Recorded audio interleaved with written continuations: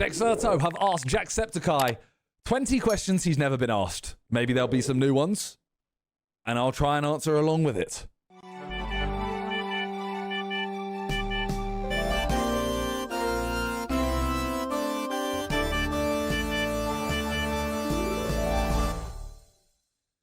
Here we go. Give me these questions.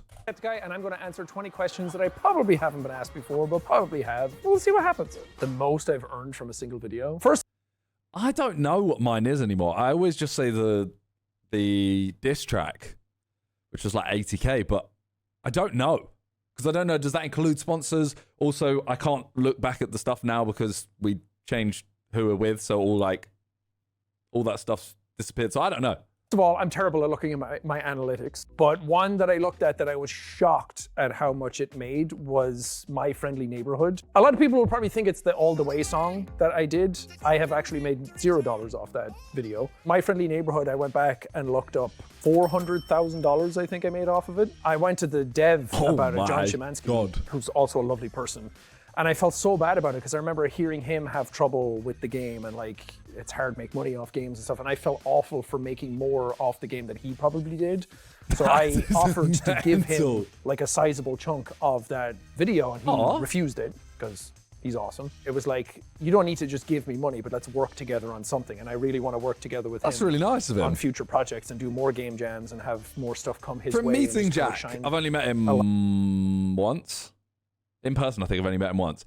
Such a lovely guy. Light on him, but sometimes it does make me feel a little gross that I've probably made more off certain games than the developers who programmed some of it did. But that is mental, but unfortunate side effect of the industry we're in, I guess. Worst idea I had for a video. Oh God, I've probably filmed it. Sitting on the toilet 10 minutes. I think getting in a shower and showering in coffee is probably the worst thing that I've come up with. I don't think it actually led to more sales of coffee, but also it was just awful to do. I was all gross afterwards and I didn't like it. Basically any of the ones I've gotten naked in, that's probably the stupidest thing I've done. And now I would go home and people would be like, what about this thing? I'm like, oh God, yeah, that was actually way worse, but that's for you guys to decide in the comments. Who'd win in a fight between Spider-Man and Punch-Up?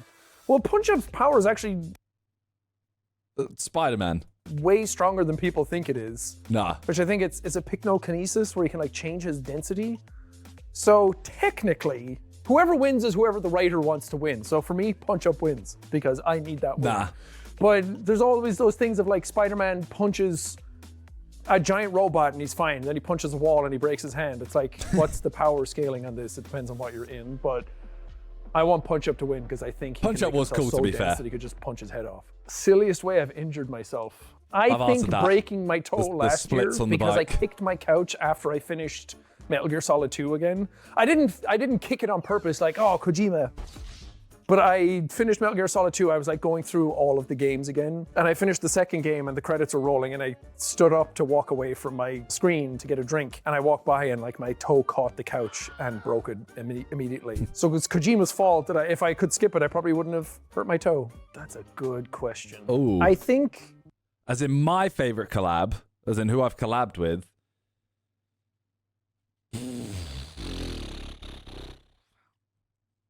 If it's someone that I've done a video with, I'm gonna say Raka Raka. As weird as it is to say, I think the video I did with Ryan Reynolds is probably the coolest one. I'm actually Linkin Park.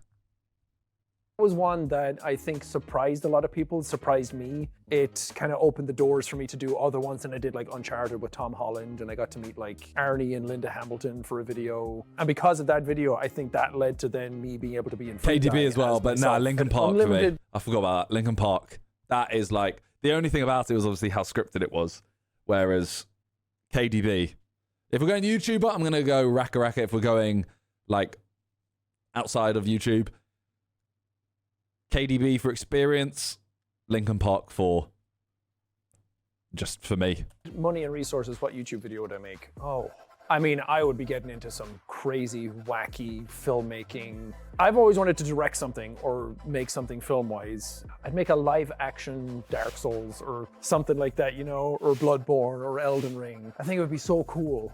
Just something that takes like 3 months or a year to make, and then you put it out. That'd be cool. Just this big, massive, like huge budget, crazy effects, great story. I'd hire I'd be throwing that money around at talent more than I would at the actual video itself, to be like.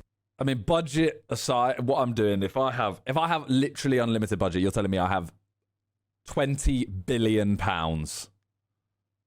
Yeah, Ryan Higa's actually up there as well. If I had 20 billion pounds, I'd recreate the best goals by certain footballers with the footballer. So I'd recreate like Beckham's best goal with Beckham. You know what I mean? I hired this writer, this director, this sound engineer, just like putting my Avengers team of like the best people in the industry, something like that. Will I still be making videos when I'm 80? Yes. No, 80 is too much. If it's the YouTube videos I'm making now, probably not. I don't even know if by the time I'm 40, oh God, that's in 4 years from now. I don't even know if by then I'll be making them the same way I'm making them How's now. budget going to help? I pay Beckham £2 billion to come to a football pitch for 25 minutes. I'd like to think I'm still making couple hours. Something. Maybe not YouTube videos, but some sort of like in an industry somewhere that's making creative content. I don't think I'll ever stop doing that. My dad died when he was 85, so if I'm pushing 80, then I'm like, clock's ticking, amigo. Time to start putting on your diapers and going somewhere public that you've never been before. Mount Rushmore of YouTubers. Ooh. I mean, we got to put Felix up there just because I'm always interested with this because I feel like people have to do the whole like, they go, oh, okay, I'm going to go with Mr. Beast, PewDiePie. Like, it's the classic, like, couple biggest people plus a couple people I love.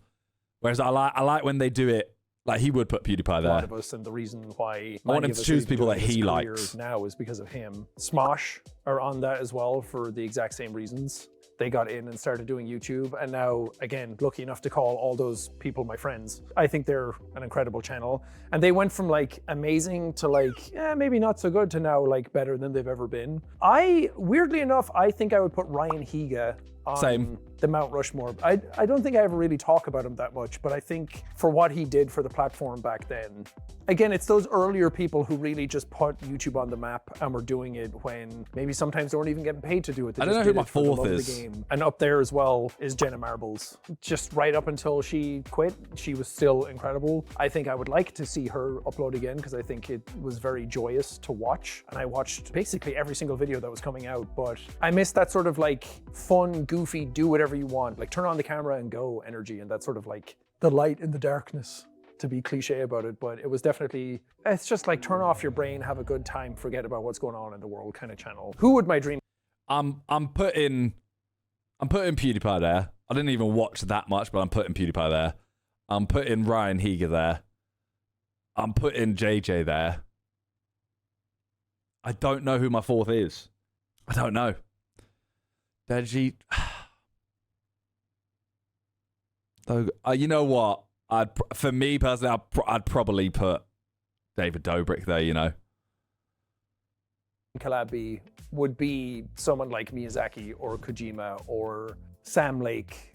Mini, thank you for 51 months. I'm lucky enough to call Sam a friend now, but I still think he's one of the most genius creators that this industry has. Any of those people, like, to make anything with them, even if it's sitting down and playing one of their own games, is cool. Thanos could be there. But to be creatively collaborative with someone like that, I think would just be incredible. I would love to be able to do a drum video with like Danny Carey from Tool. That's never going to happen. And I don't think it probably should happen because I think I would be too scared to actually do anything. But he could make that happen. Any of those like drummers that I would look up to, even just to like sit down and talk to them would be cool. Sadly, a lot of my favorite drummers are now gone off the bands that they were in, like Chris Adler from Lamb of God. Travis Smith from Trivium was a really big influence on me when I was younger, and I got to meet him through a drumming magazine that I wrote into. You were supposed to answer 2 lines to questions, and it was a raffle, and I sent in a 2-page essay of why I wanted to meet him. And then they were like, your essay was so sweet, we had to like fly you out to this thing. Aww. And I got to go to like Nottingham and play on his drum kit. If I launched a new channel, what would it be? Oh, it's funny because I said before I would never start. It was cards, but if I had to do a new channel right now, I don't know.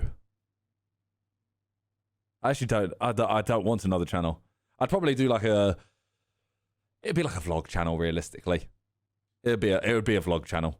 Like, don't get me wrong, if I did that, I wouldn't do it firstly. But if I did that, it would be like Charlie would be in it, but it would be my channel, if you know what I mean. Second channels, and now I have a second channel called Spideicey where we just upload dumb shit.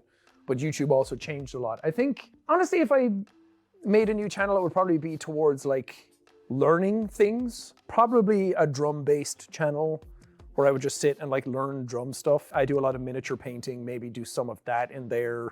Maybe some like vocal coaching. I like the something idea where you of just learn something in a task. That would be really cool, you know, a channel where every month you just learn something new for the entire month. That would actually be really cool. But having a channel kind of like having a sort of recollection of the journey of what you're going through in that way. If I could delete one thing from the internet, what would I choose? Oh, it's hard. Part of me wants to say like social media, but YouTube in and of itself is kind of a social media, so it's kind of hard to say that. Part of me wants to get rid of short form content because it's having a negative effect on the industry, but also a negative effect on people's mental health. But that's also a hard one to say because some people are probably making careers out of that, and I don't really want to knock anybody. Someone who's made a career out of doing YouTube, who am I to say like what you can't make money out of and what should go away? Actually, the one thing I would delete off the internet is anti-fans. Back in the day, it was like you like something, that's fine. Other people don't like it, they move on, they like their thing. True. And you can shit on each other back and forth or whatever, it would be competitive, like console wars are such a big thing when I was growing up. But I think there's such a big movement now that some people don't even partake in the thing they don't like, they just don't like it. And they want to destroy it and burn it to the ground. That's a pretty good answer. Should just disappear. That's a pretty good answer. I think that wave of things that are happening now is really just detrimental to any sort of artistic forum that they need to fuck off. The worst piece of advice people get for YouTube now, it used to be whatever you're into, just do a lot of it, be passionate about it, and that'll work. There's much more of a template for what YouTube is now. So you can kind of like mimic what other people are doing and it will pay off. Before it was like you can mimic it, but will it work? Who knows? But now there's certain things like certain editing styles, certain thumbnail tricks, certain title tricks that you can do that genuinely do work for everybody. That sort of like what's the worst advice? Whatever you're like into as a hobby isn't always the best advice for people because sometimes the hobby turns into a job and people hate that. I'm lucky that I still really love games, but there's so many YouTube friends of mine who don't play games in their spare time anymore because they're just absorbed in it for content and people watching. And if they're not like making anything out of it, then what's the point of playing the game? And I feel like that's such a sad side effect of it. What keeps me up at night? I mean, I hear that. I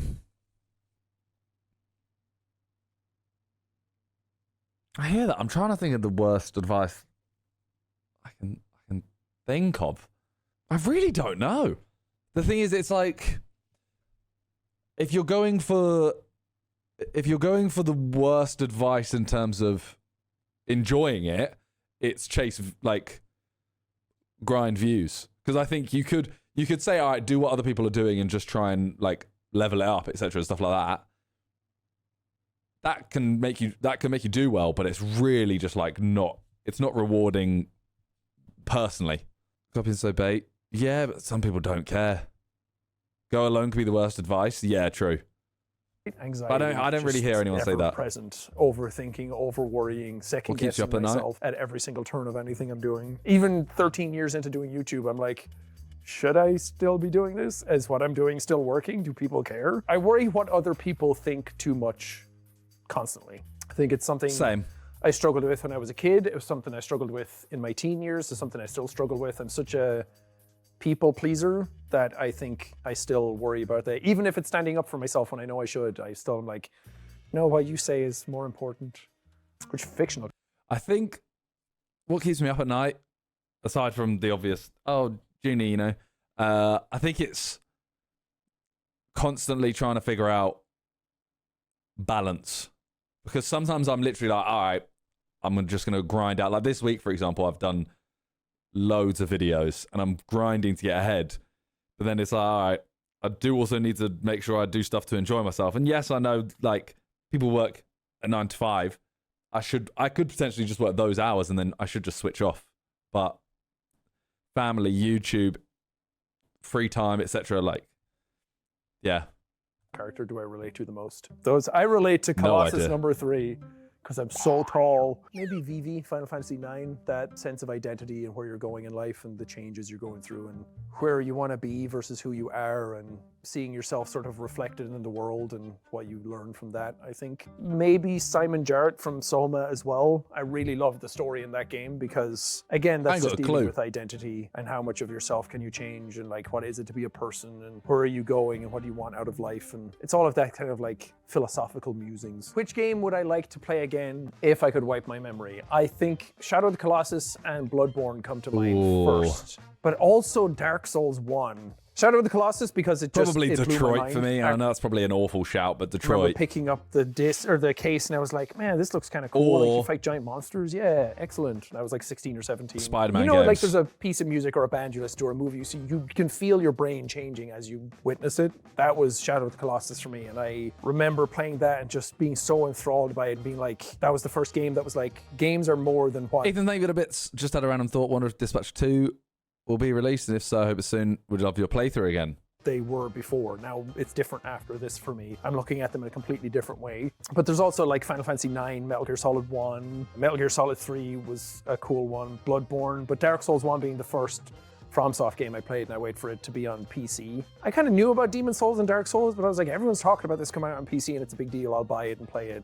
And I was new to PC gaming, and then I remember being in the Undead Burg with my giant sword and just stopping and being like, man, this is special, this is cool, like this is very different than anything else I played. So creator whose ability I'm jealous of. Honestly, probably my friend Alana, because I've gotten to know her a lot more over the last year. We've been friends for a while, but now working together on stuff. Her ability to be able to be sure in herself of what she's doing, but also her ability to just sit down and write. I think writing has always been my Achilles heel. I have so many ideas, but I never want to sit and write. And I've tried it in the past, but my brain does not cooperate with that whatsoever. I overthink it way too much. I'd go with... She's been pretty inspiring to see in that regard. I'd go... Probably Nico or Milana. To have like two channels that are both such high level content, but also, like, I know the main one doesn't post much, but his second channel, I think, is still very high content, very high quality content, but he's almost posting it as if it's not. Keep, delete, Five Nights at Freddy's, Subnautica, Resident Evil. Okay. I'd play Subnautica.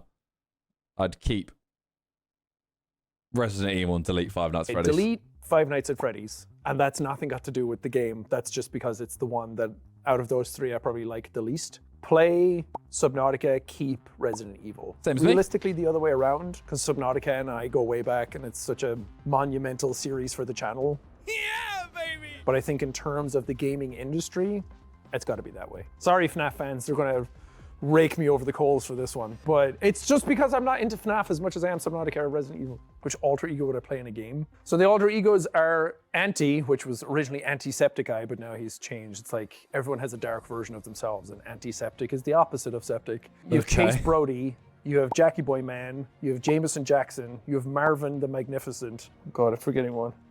Antisepticeye, Jackie Boy Man. I'd be the Monopoly Jackie Man. Boy Man, the one I forgot? Chase Brody, Marvin the Magnificent.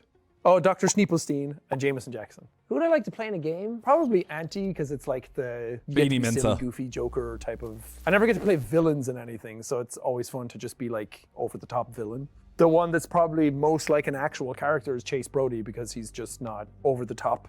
And I think there's a lot of depth and emotion in there that you could play really well. What a game of them is, I don't know. Probably Marvin and Jackie are the only ones that could be more of a game.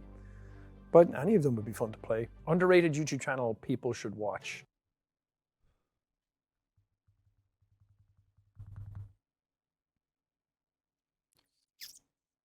I don't know. I'll be honest, one that I did watch yesterday that I was like, you know what, this is actually a really sick video. I'll tell you who he is. I haven't watched any more videos, so I can't actually like vouch for him, is the only thing. Oh, it doesn't come up anymore. Basically, some guy did a like, oh, David Dobrik, how many likes to get you in a video for a day? And he hit it and then went and basically he filmed his own David Dobrik vlog, and it was actually really good, to be fair. Or Kevlar, those two.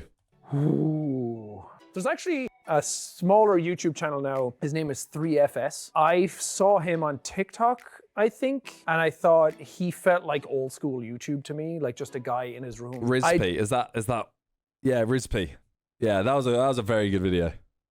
Just like that homegrown feel of YouTube. And I remember watching one of his videos one time and I was like, you just want to have fun. You're just here for a good time. So I go shout out 3FS. Funny piece of feedback I received with my voice acting. I did Sonic Prime for Netflix, where I was a character called Captain Jack. They were like, we just want you to speak in your normal voice because he's a pirate.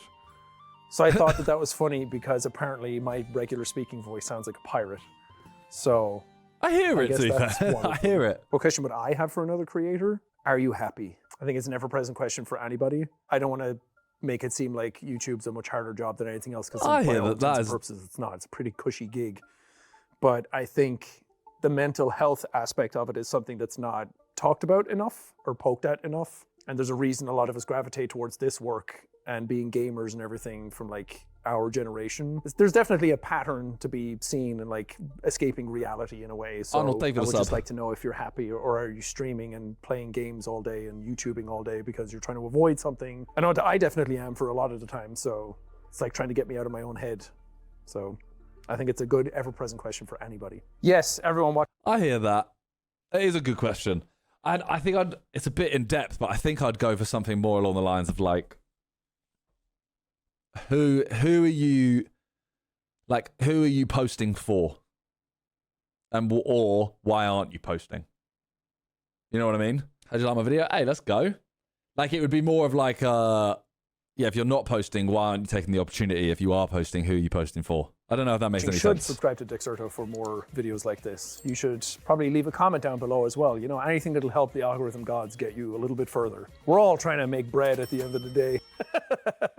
Good video. I like it. I need to do one at some point, but I've now answered all these questions that I need completely different questions, you know? Well, good one.